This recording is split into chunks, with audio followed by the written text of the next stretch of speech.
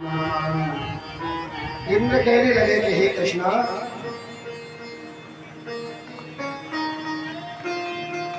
हे कृष्ण, अरे जो भौमासुर नाम का दैत्य है, वो भौमासुर नाम का जो दैत्य है, वो माता अदिति के कुंडलों को कान में से खींच ले गया है। नरकासुर, दो नाम थे, भौमासुर और नरकासुर, इसी के नाम थे दो उपनाम। अरे जो नरकासुर है, माता अदिति के कुंडलों को खींच ले गया। और हे प्रभु, मेरा जो छत्र था, इंद्र का जो छत्र था, बलात् छत्र का भी हरण कर लिया है, उसने इतना बलवान है।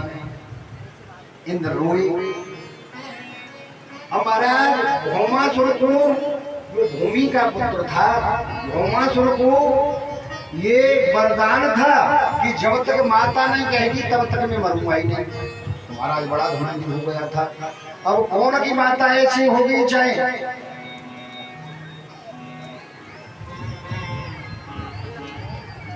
पुत्र कुपुत्रो जायेत माता कुमाता न भवति। पुत्र कुपुत्र हो सकता है, पर माता कुमाता नहीं हो सकती, चाहे कितना भी दुष्ट पुत्र हो। अब कौन सी माता कह देगी कि मार को मेरे पुत्र को।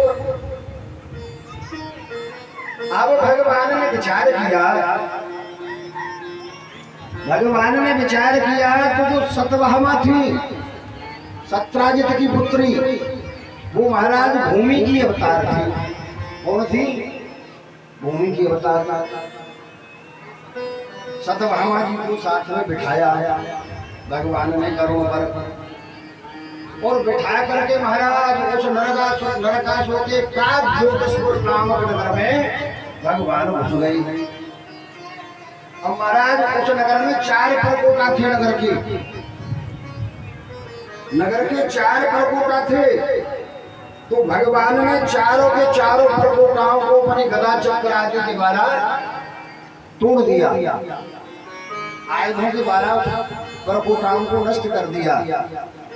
और महाराज एक मुर नाम का दैत्य, जो प्राग्ज्योतिषपुर की रक्षा करता था, वो आ गया। तो भगवान ने मुर नाम के दैत्य का संहार किया, इसलिए भगवान कृष्ण का नाम मुरारी पड़ा।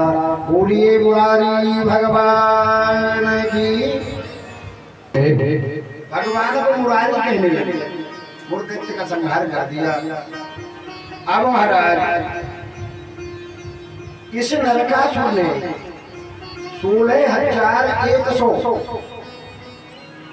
मनुष्य राजाओं की, गंधर्वों की और तुम्हारा अप्सराओं को कैद कर रखा था, और सुंदर सुंदर थी।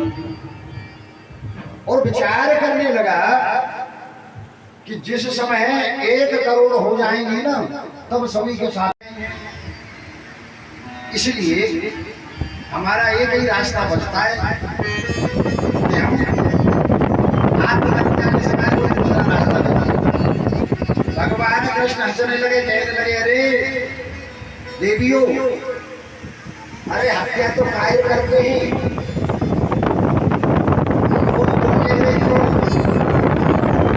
भगवान कृष्ण कहने लगे कि जिसके लिए सारे संसार के द्वार बंद हो जाते हैं, उसके लिए मेरा द्वार खुल जाता है।